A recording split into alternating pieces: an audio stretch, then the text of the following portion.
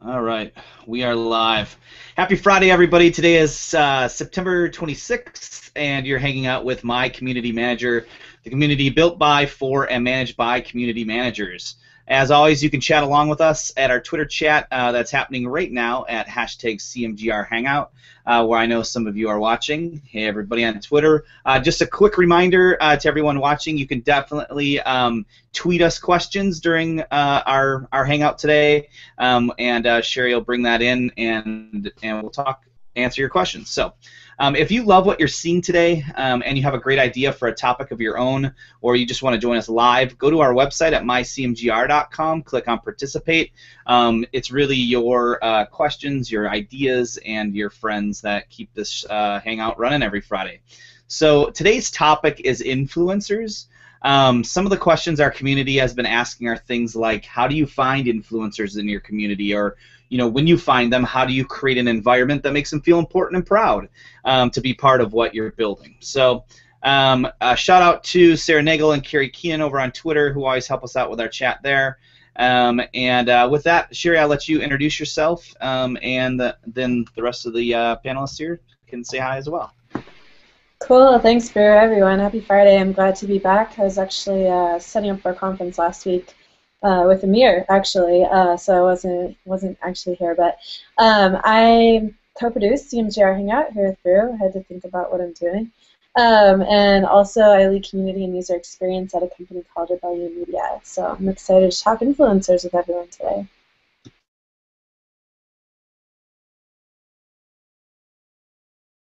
Is it my turn? Yep, you're up. Oh, hi everyone. I'm Sahana. I lead the social marketing team for Clout, now Lithium Technologies. We recently were acquired by them. And so I lead the social marketing team for both Lithium and Clout. And obviously, influencer marketing is pretty deeply embedded within our business and what we do. So I definitely... I'm definitely really excited personally by the concept of influencer marketing. So I'm excited to speak with all of you about that today. Hi, I'm Emma Cunningham. I'm on the strategic planning team at Union Creative in Toronto, and I primarily handle social here, everything from strategy to community strategy. Beyond that, I'm a podcaster. I'm one of the 3 hosts of the Trained Monkey Show, along with Dom, who will be talking, I think, next. And we are currently looking for a new place to host our podcast. So if you've been listening to us and wonder where we vanished to, that's fair. But we have new episodes coming out soon. I do a lot of influencer marketing at my job, and I'm really passionate about it. I've been doing it for a long time, and I'm excited for this chat.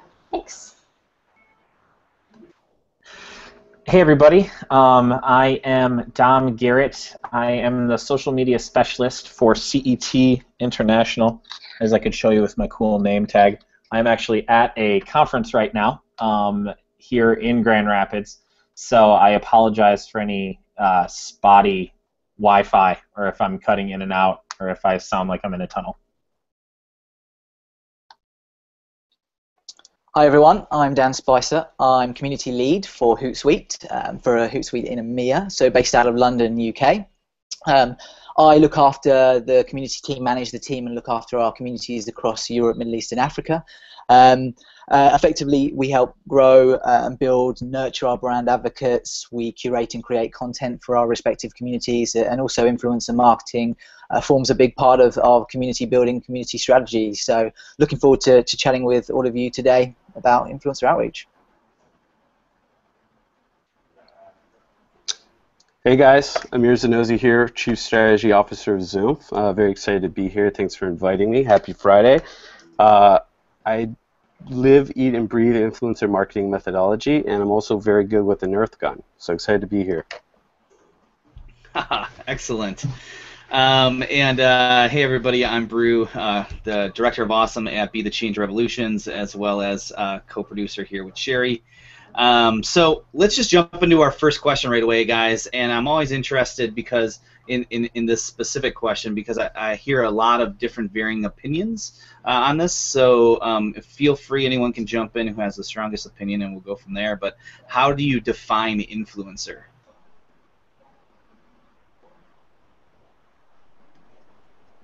Yeah, I'll take a stab at this first if no one else will. I define an influencer as someone that creates and generates action whenever they speak. So when people listen to them, that's what I define as an influencer. And I think that can change. We're all influencers in different topics. So I might be more of an influencer on Beats by Dre headphones, unfortunately, at this moment. And it looks like some of you are more of an influencer on Apple headphones. So, I mean, each has its own dignified topic for each. I agree. That's probably similar to my definition of influencer. I consider, again, an influencer anyone who is influential in what they're speaking about. So in some of my communities, no offense intended, but I have people with very low clout scores, and yet within our community, they're still widely respected and listened to, which makes them really valuable if we're trying to get a message out to our community or want a new product showcased or something. They make them really valuable people to reach out to. Whereas in other campaigns where it's not so specifically tied to a certain product, things like clout score, things like using a tool like Tracker to identify people who have really wide audiences, who resonate really well with their audience, can be really valuable. So it depends how specific you want to be in your influencer search. But in general, just somebody who, if they're talking about the topic you want them to talk about, will their audience pay attention to you? Yeah, absolutely. I'll jump in and I'll talk a little bit about what an influencer means to me. Thanks for the shout out, Emma. So I think an influencer, along the lines with what Amir said, is someone who has the ability to create and drive action. And you know, that translates into a lot of different ways that you can actually measure that. One is obviously the clout score, and there are a lot of other measures of influence. But one thing with an influencer is, I think, like, context is really important. A few others have mentioned that right before I did, and I think context is really everything with when you talk about influencers or influencer marketing, because I think that, you know, I may be influential in social media, but I may not be influential in cooking. And understanding the topical context is something that is really important to me and something that I look at as well. I agree with that completely. I think that the context is, you know, I forget who it was that said it, but, you know, if content is king, then context is God. And I think that's really what makes good influencers great, is that they realize who they're speaking to and how they should do it.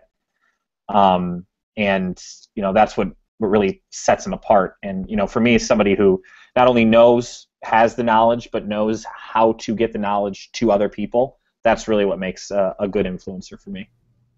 So a little off script here, but just a question would be, does an influencer have to be popular?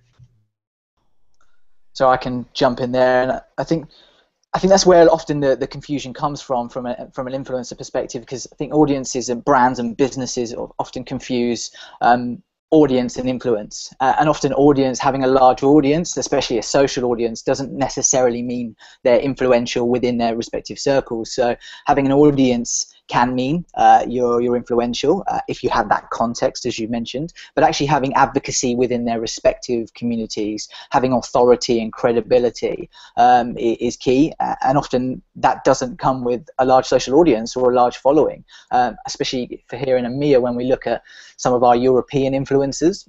For instance, take Germany as an example. Germany, Twitter isn't that big in Germany. Often many of our influencers that we speak to in Germany don't have a social account, don't have a Twitter account, but actually they're very authoritative in their respective leadership circles or in their respective communities, and those are the influencers that we want to have a relationship with. And Hootsuite as a platform, the communication tools that they're using allow them to accomplish something for themselves. So we're adding value to them, and then we can obviously grow and build upon that relationship.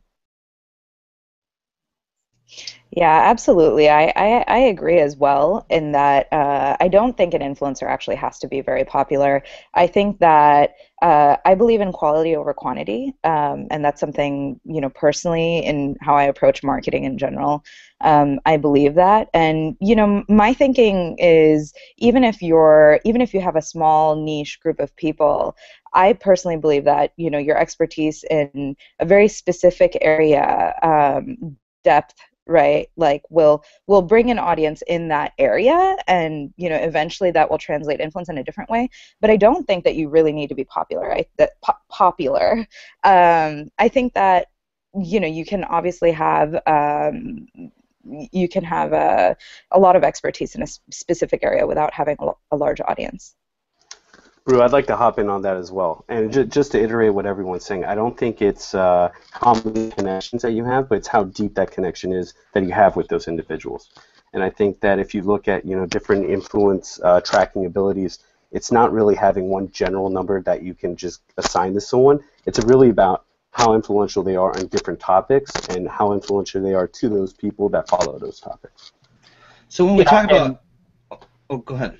Oh, what I was just going to just sort of piggyback off of what Amir said. I was reading something online this week that was talking about how many people, especially in this, when people say that you want to be an influencer, they focus so much on a wide game, and that's really not, that's not the best way to go. Like if you're focusing on deep connections with people, that's going to take you a whole lot further. It's not necessarily worrying about does this type of thing scale and make it really wide. It's focus on the deep stuff, and that's when you'll actually get a little bit more pull.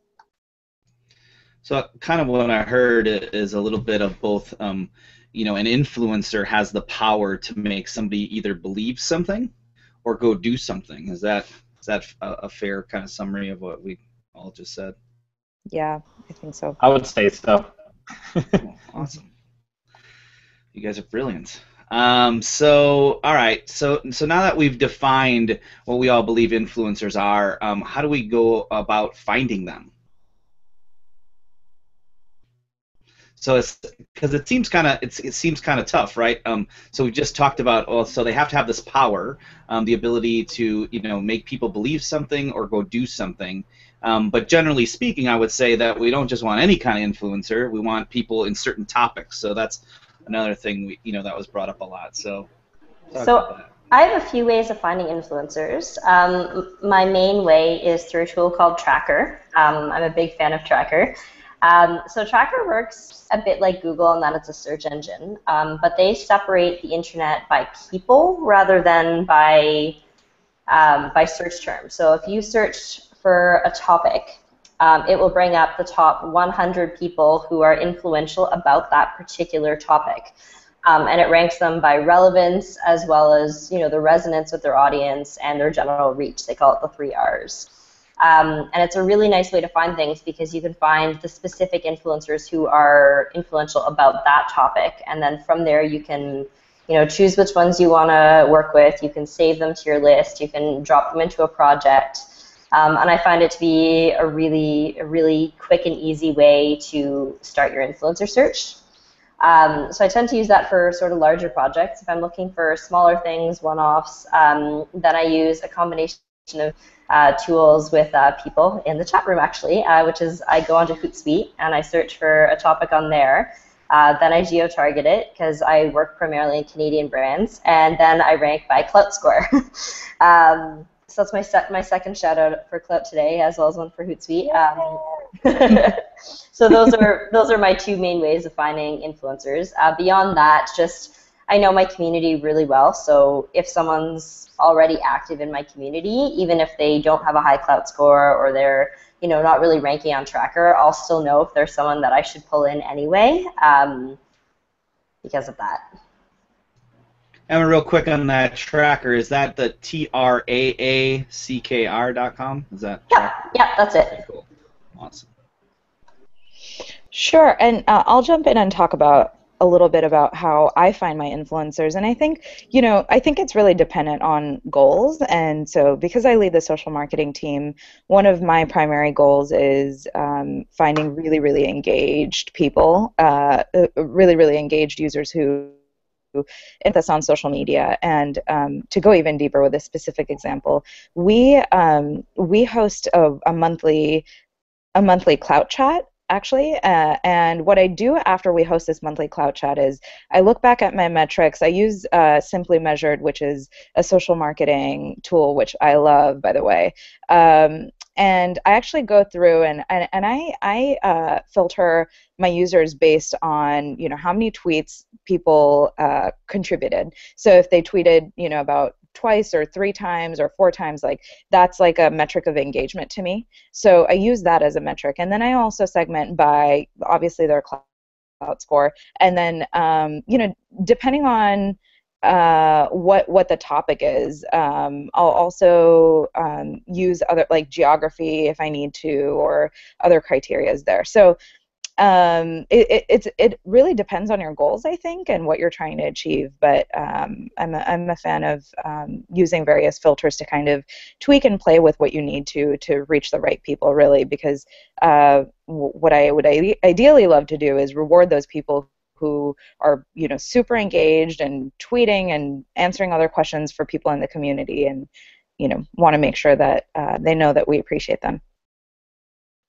And I'll just I'll piggyback Sahana there on the goals thing, and definitely here at Hootsuite we look at kind of what's the objective of influencer marketing, and then what's the objective of community more broadly, and for me it's trying to find and build that collection of customers who love our product and love or our associated services, and love what our product has enabled them to do.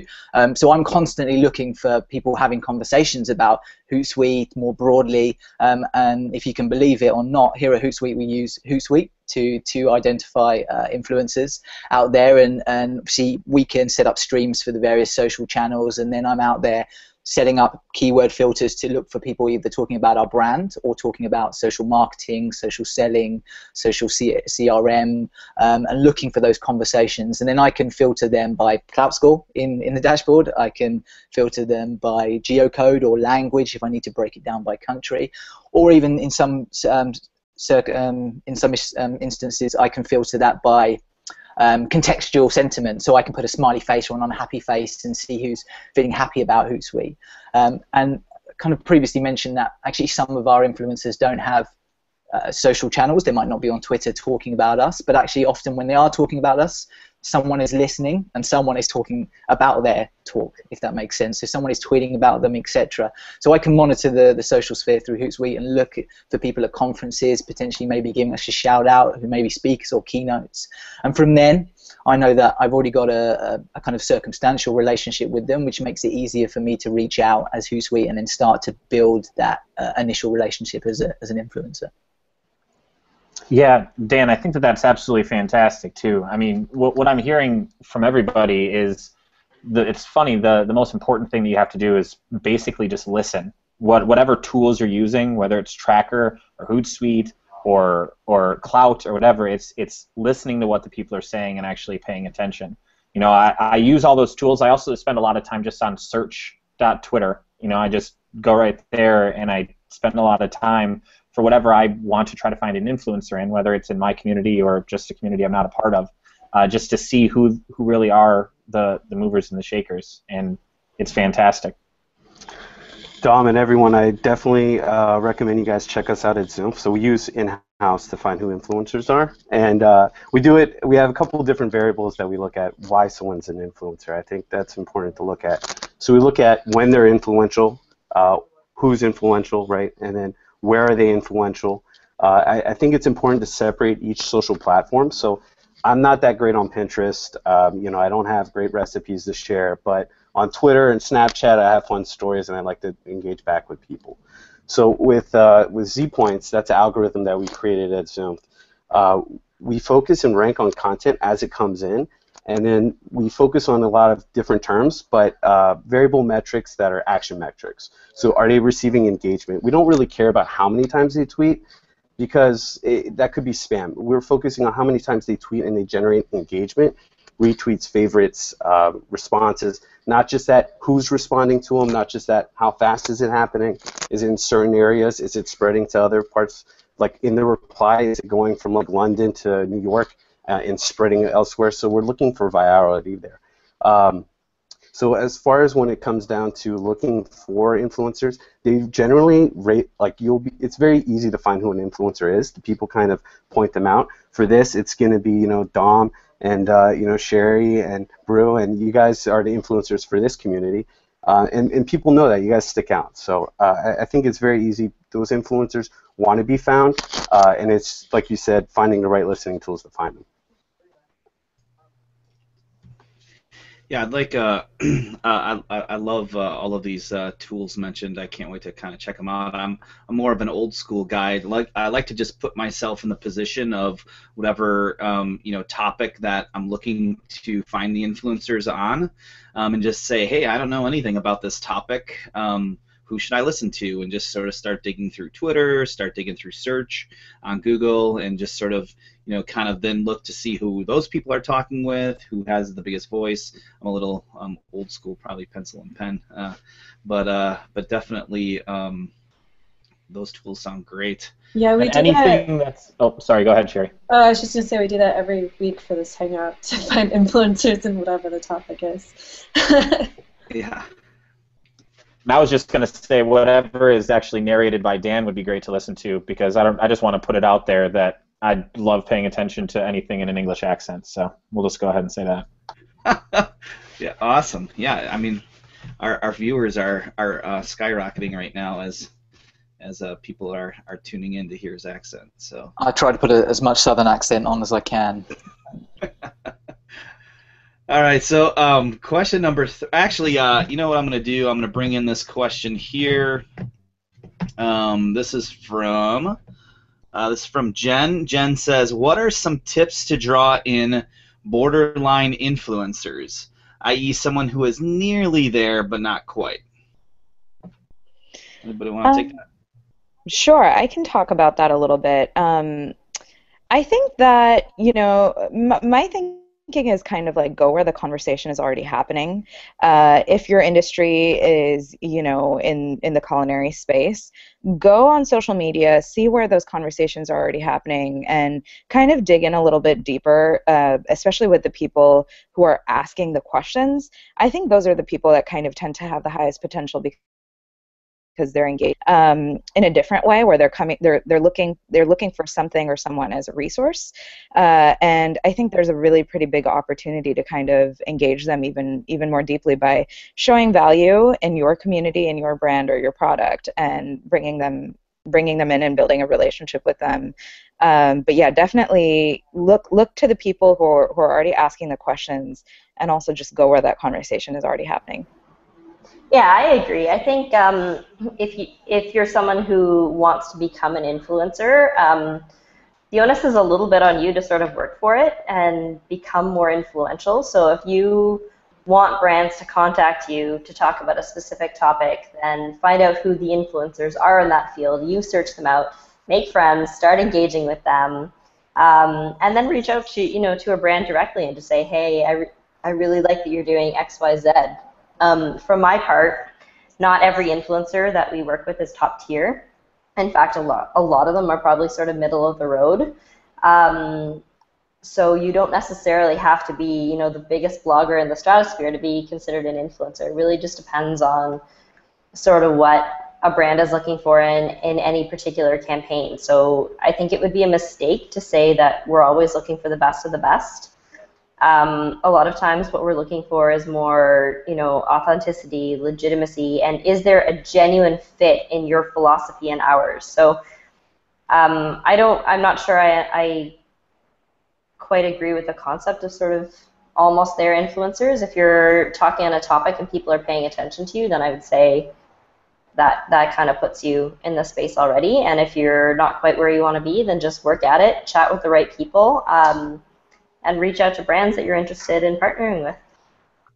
Yeah, I agree with you there, Emma. And I think a big thing, and I hit on this probably once every other week, but as community managers, it's our job to really be like the host of a dinner party and introduce people. And I think that that's a really big thing within your community too, is if you are taking and say I have what you would consider a near influencer, somebody that you feel could really be that, introduce them to somebody in your community that you already know. Just do it right out there so that everybody can see it, and then sort of spur that conversation along, give them a bit of a bump. I think that really helps quite a bit. I really like that metaphor that you said with the host. I kind of use a similar one where I say like your Facebook fan page or your page is think of it as like a bar. So you want to keep people there. You want to have them have a good time at your location, but it's not about you. It's about having them have the conversation. So you got to feed them. You got to give them some drinks. So that's giving them easy content where they can kind of prove themselves. Like ask them a question. Give them the platform, the soapbox that they can speak on. But really great metaphor there. Yeah. Yeah, I love it because especially nobody ever wants to go to a dinner party where the host is just the only person talking. Right. So you have to introduce those interesting people and let them run with it. So. I think also when we're looking at kind of borderline nearly their influencers as well, as a community manager, I think it's part of our role as well to build those relationships. So actually, using the dinner party metaphor, if you're having them at a dinner party, you want to invite them back to the second and the third and the fourth dinner party if you've got that relationship with them. So actually, if they are borderline, there's nothing to say. As you build and grow your relationship with them, you build and grow their influence at the same time, and you have that, you kind of join them on that journey. So actually, they may be such a bigger, better, or more authoritative influencer in 6, 12, 18 months' time, but actually you've helped them along that journey. You've helped them accomplish that, and actually now that relationship is much stronger because of that. So I think potentially in some instances there's more opportunity with some of these influencers that are borderline and on their way up. Yeah, the up-and-comers, right? So, all right, I got a question for you guys. This is our third question. I came up with this and give it to Sherry just because I was curious what the answer was. Are there legal pitfalls to watch out for when an influencer could be considered an endorser? So kind of, obviously we want influencers because they influence stuff. And so do you have to watch out with your company or your brands?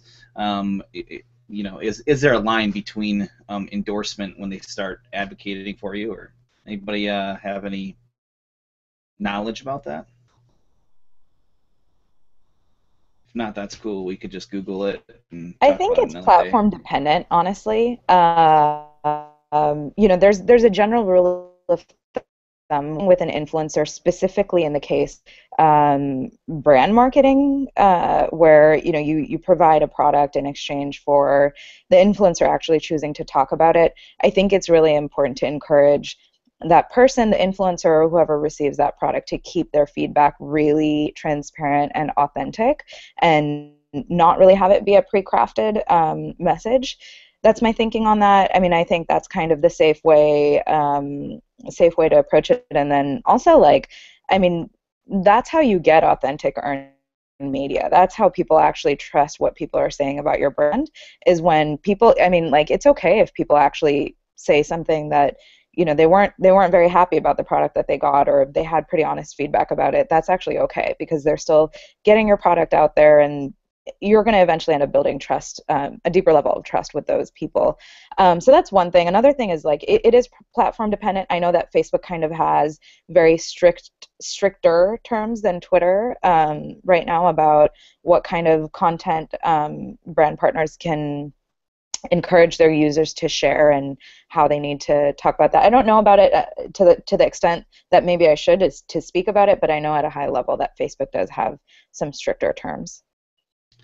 Well, I know I've been, recently in discussions where we even talk about like celebrities who might be getting involved with a contest or something like that. That, well, if they tweet about the brand, that might be considered endorsement. And so it's just been a very interesting topic for me over the last couple of weeks. Is just where the internet doesn't really have rules about this, but everyone's trying to kind of figure it out, because it's I think go ahead. Sorry to interrupt. I was going to say I think there's that fine line between kind of celebrity endorsement and influencer endorsement, because we've heard of these stories with the ASA getting involved with celebrity endorsements and effectively brands reaching out and paying them and giving them something value to effectively tweet. But I think it goes back to Sahana's point about authenticity and actually having an influencer that is authentic and actually wants to add value to their community through what you can offer.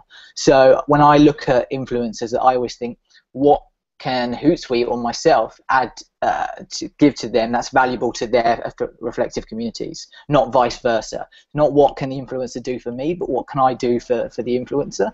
And that way they're then authentically giving that content or giving whatever that might be to their community to hopefully increase their authority and credibility and accomplish good things with themselves. And I think that comes to goes along with the evolution of influencer marketing as well, whereas historically it was very much a combined effort between businesses and influencers, usually bloggers, to produce content, to effectively produce and distribute content for reach and awareness. For additional reach, how many people can I get to see this bit of content? But it's less about that now. It's about driving action, as we saw, and that action comes in the sense of a group of 100 people, a group of 1,000 people, rather than hundreds of thousands that celebrities or other broader influencers could do. I 100% agree with that. I think it is so important to find the right fit between brand and influencer.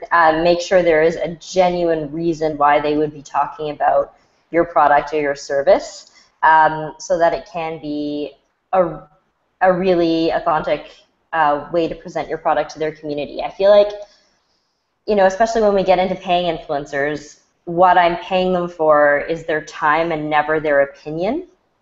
And because of that, I try to be as loose with the guidelines of what I want them to do as I possibly can, so that they can talk about whatever product or service it is I want them to discuss in a way that fits with their community, in a way that they're comfortable with, and in a way that is real. And I really value that genuine contribution from an influencer. And most of the time, the people I work with, I want to work with people who've already been talking about my brand and just bring them a little bit more into the fold. That said, I'm not sure whether it's a legality or just journalism guidelines, but in Canada we do have to disclose if we are paid for something or if we receive a product from a company. So, like, if I send a product to a brand, to an influencer and ask them for a review, they do have to disclose that they got it from me. Or if I pay them to work on a campaign, because I'm paying them for their time, I'm paying them to strategize, I'm paying them to produce content, I'm not telling them what that content needs to be, then they do need to disclose that they're making some money from it. So it is a bit of a fine balance, but even if they're disclosing, an affiliate, a connection with our brand and a relationship, then I do still expect them to produce the same type of content they would be producing if there was no money exchanging hands or no formalized agreement. I don't want them to do anything they wouldn't have done on their own. I think from a side angle, looking at negative influencers, so if you're looking at like Unbox Therapy and how they bent the iPhone 6 Plus, that guy's an influencer in the community, in a negative situation. I think, I don't know what the exact correct answer strategy would be, but I think Apple handled it really well, where they said, only 9 people actually came in to complain about a bent iPhone. That kind of nullifies the situation. Of course, it's like a sensational news, but interesting to say the least when influencers impact a brand on a negative way. I will take this opportunity right now to say to anybody that is listening or watching, if you are about to bend your iPhone to see if you can do it, don't. You don't respect it. I'll give you my address. You can send it to me. I'll keep it, okay? We'll have that address at the end of the show. Everybody will put it underneath the YouTube description. So that way, if this goes viral, you'll have a shit ton of iPhones. All right. So I'm going to bring in another quick question here. This is from Terry. And Terry actually is a Hootsuite ambassador and the social media and community coordinator, which I thought was a cool title, over at ICUC. So, hey Terry, thanks for joining us today. And she asks, how do you make sure an influencer with a high score is authentic, and what types of activities increase a clout score? So, Absolutely, I can take this. So how do you make sure an influencer with a high score is authentic? I mean, I'm a really big fan of background checking people. So, something that I do really simple. I go to their Twitter profile. I look at their feed. I double check, like, okay, is the content that you're posting actually really good? Is it actually engaging people? And then I actually go the next step to not just look at the content that they're pushing forward, but also look at the one-on-one conversations that they're having with their community. So are they responding to people when people ask them questions? Like, you can kind of quickly judge what type of influencer they are, and I guess their influencer character. I guess this is something I kind of gut check. There isn't like a right answer to this, but I guess like I would say just say like background check them, go to their social profiles, look up what kind of content they're posting. And I think she asked what types of activities increase the clout score. So I would say it's consistent content creation. I mean, producing really, really high quality content that engages people is really the only way to increase your clout score. And I mean, consistency is the biggest thing. If you tweet a lot today and then forget to tweet tomorrow, I mean, and that's like an example of like not being consistent, right? And so, and the clout score again is one of those things that it's going to level off at some point. It's not something that can keep going up, and so it's a long game.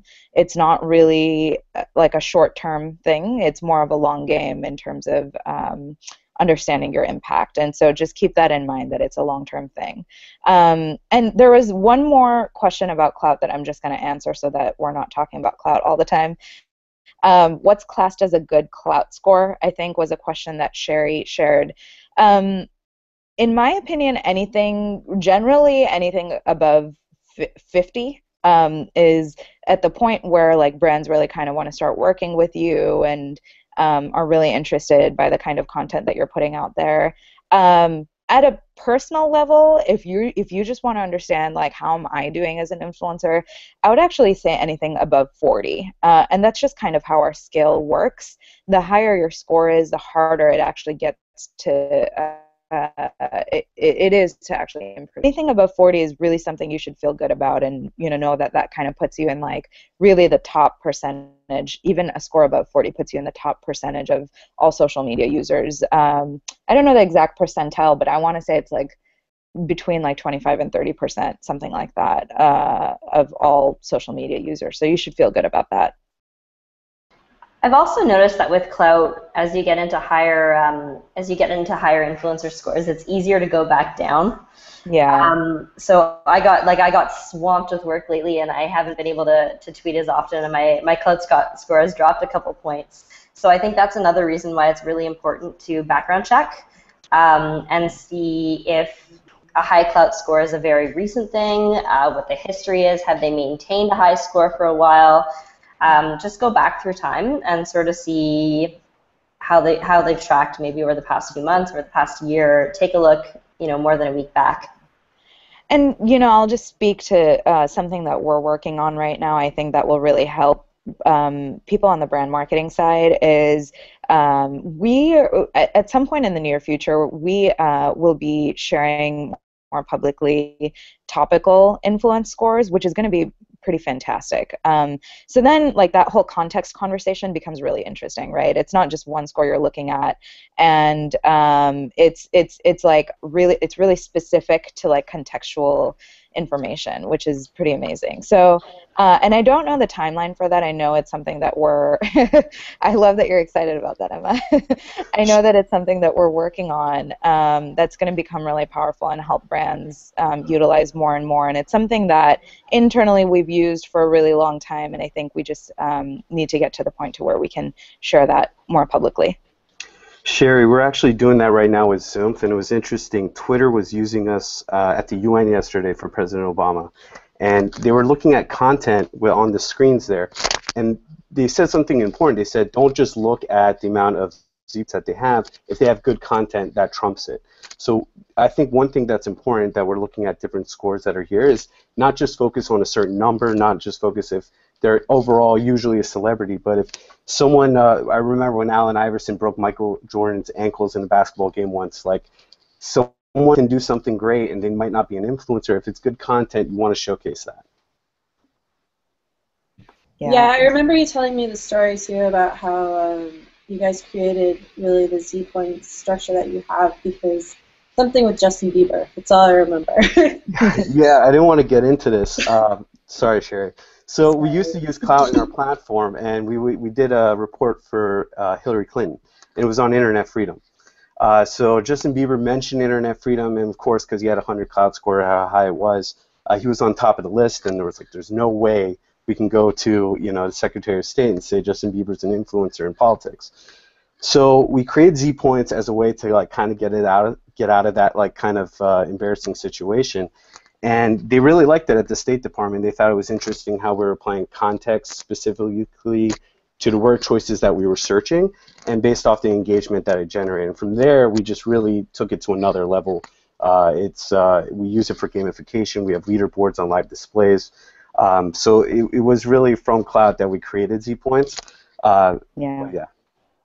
Yeah, I think, Amir, I think you make a great point. And like, it goes back to that point of like, whatever you do, just create really consistent and high quality content, because there are all of these tools out there and companies that are going to be measuring your influence really differently.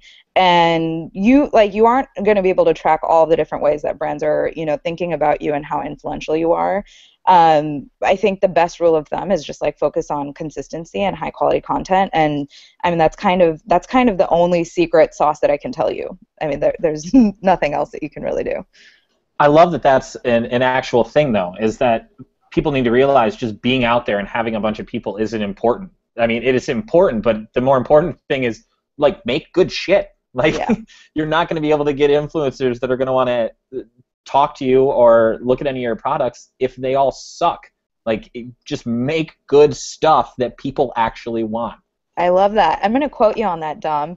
Hashtag make good shit. Hashtag make good shit. I mean, seriously, it's, you know, like right now I'm working on, you know, and this will get a little bit more out there, but I'm working on building an app right now. And, you know, a lot of what I've been talking about with people is, you know, 5 years ago, just having an app that worked was enough. That's all you needed, and you would be successful, and you get bought out for $1 billion. But now it's like, it's really important that the content that you put out, not only on your website surrounding your app, but what you have within it, and it's the true for any business, it's so important. And that's what it is. It's not just about, you know, how many downloads you have. It's, you know, are people going to use it because it's actually quality? All right, so got about 15 minutes left here and 2 questions to get through.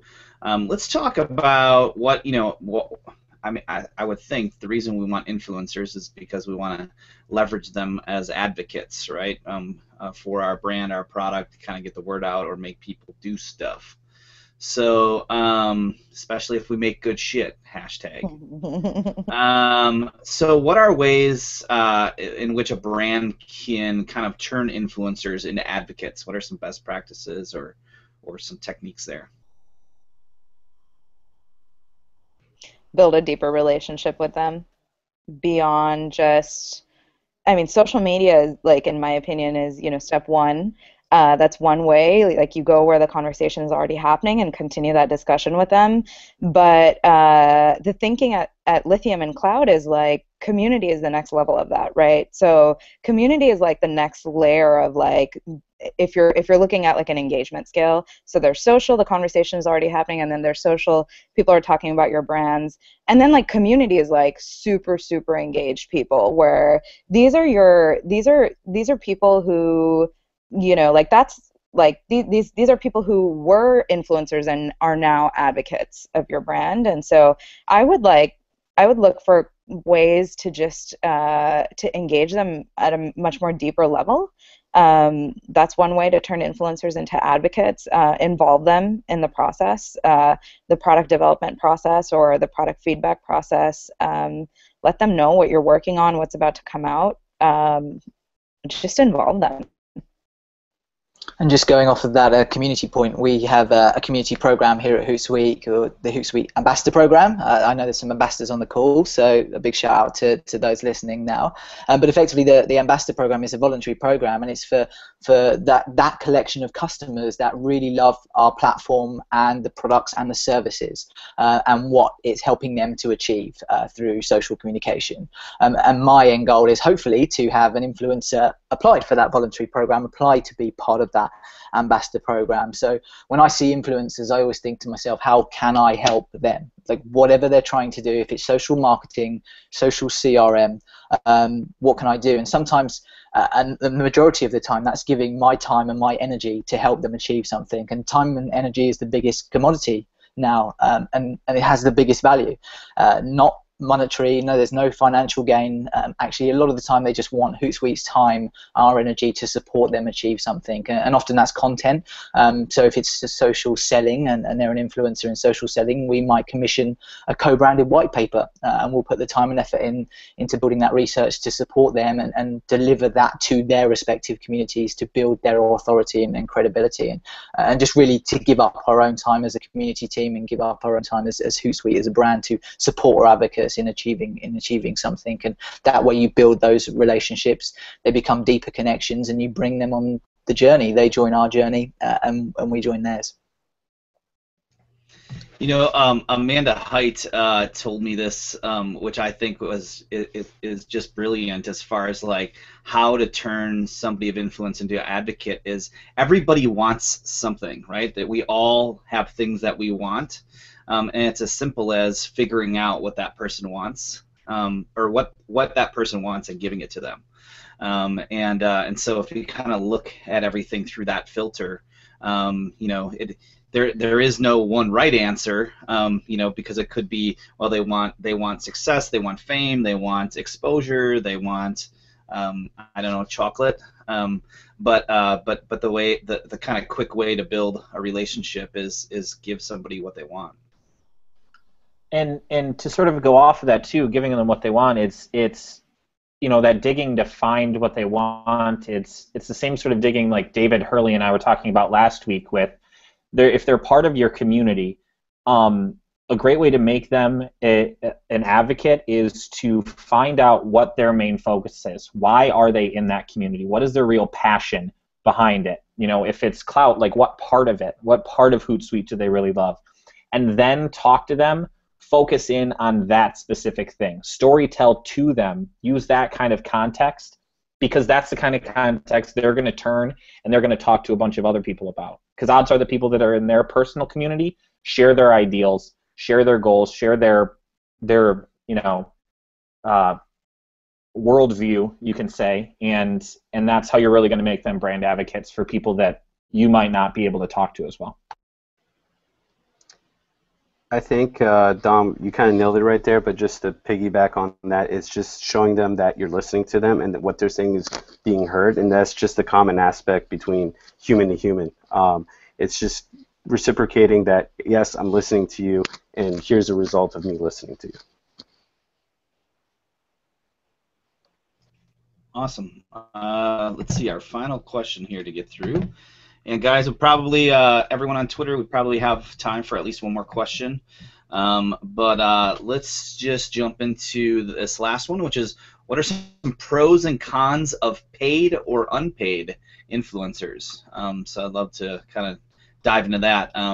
You know, what is your opinion on paying influencers? When's the right time? What are some pitfalls of it? I'll say, like, I mean, just like I'll start with the pro of just going through any paid influencer marketing program.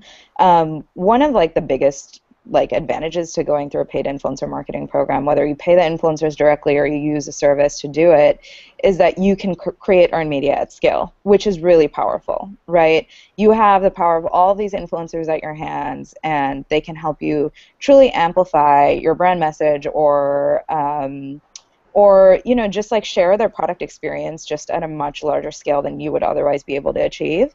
And the con to that is that it requires money and that it's expensive.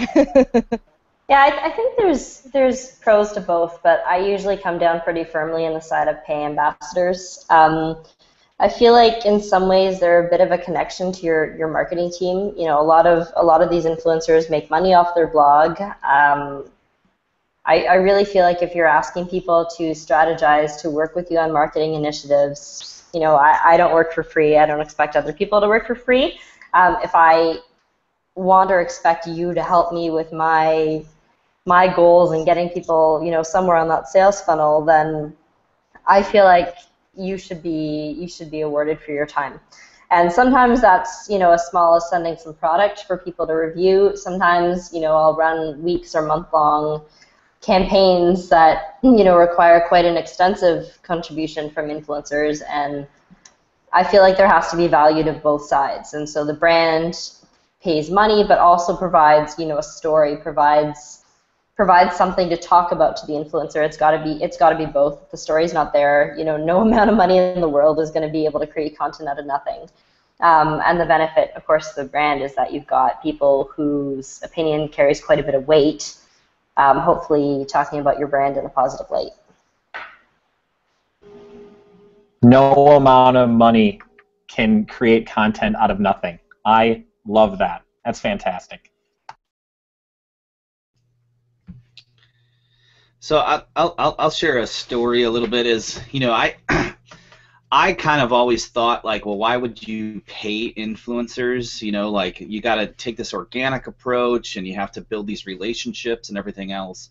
And over this summer, we had an opportunity with one of our clients where there was no community built, there wasn't any relationship built yet, right? And so we were on a path to do that, but in the meantime, we needed some buzz and some people kind of spreading the message of what was going on. And I actually worked through Triber to pay a bunch of bloggers who were influential in this certain space.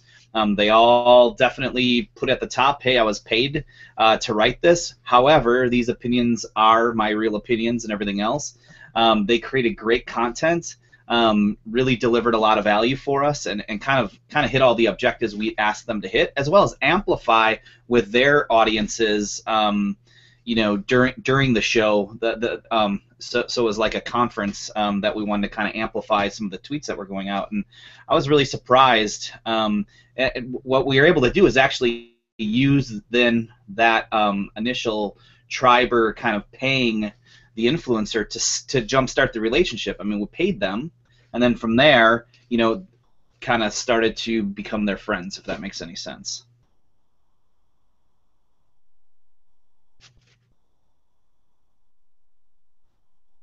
Do we have, Sherry, do we have anything else over from Twitter, or? Let me check. Sorry, I was sending an email. Everyone's like hammering out their addresses right now. Send me stuff. I'll fill in the void. I just agree with you guys. Journalists need coffee too. So you know, like, we're all spending time and money here. So, you know, if they're spending time with you, that's, and I think, Emma, you referenced this earlier. If people are spending their time with you, it's well deserved, and they deserve something back. Yeah, definitely. Hey, here's a quick question that came from Twitter. So, paid influencer marketing, could that be the same as affiliate marketing? Asked Louise. So I've never done affiliate marketing. To me, affiliate marketing is usually commission based. So that's something like what Amazon runs, where, you know, if you have your own personal Amazon link and someone buys through that, then you get a percentage of the sale. So sure, that could be absolutely a form of influencer marketing. It's not something that I've done. An interesting story is Jamberry Nails. So this is a bit of an people, you know, they sign up to sell these fancy nail wraps, and then they try to sell them to all their friends. And my Facebook feed is flooded with this, because like half my friends are now selling Jamberry nails. So they make a commission on the sale, but it's also, because of this sort of MLM pyramid thing, it's also influencer marketing, because they've got these, you know, these stay-at-home moms selling these nails, so they're now talking about their product, but they're making the commission, and So I think there is definitely room for sort of hybrid campaigns where you do get that blend of affiliate marketing and influencer marketing, but they're not necessarily blended. They can be very separate things. But it might be interesting to run a campaign blending the two and see how that works out. If anyone does that, please ping me and let me know how it works out for you. Well, I think there's definitely times where influencers will sign up for affiliate, kind of campaigns, right? But most of the time, I look at affiliate marketing as a way to allow marketers who might be smarter than me or better than me at driving, whether it's clicks or purchases, take a small percentage of the sale instead of just an upfront cost. So that's kind of the way I look at the affiliate stuff. So we are wrapping things up. Does anybody have any last things they want to say? Otherwise, we'll sign off. Talk about next week. Sherry, what's going on next week? Oh, I wasn't muted. Sorry, I was probably making all kinds of annoying noises. I just tried to unmute myself. I muted myself. We are talking about, I think going off memory here, the interaction between social networks and community platforms. So how they work together. That was Jordan, who used to be a TED. Cool.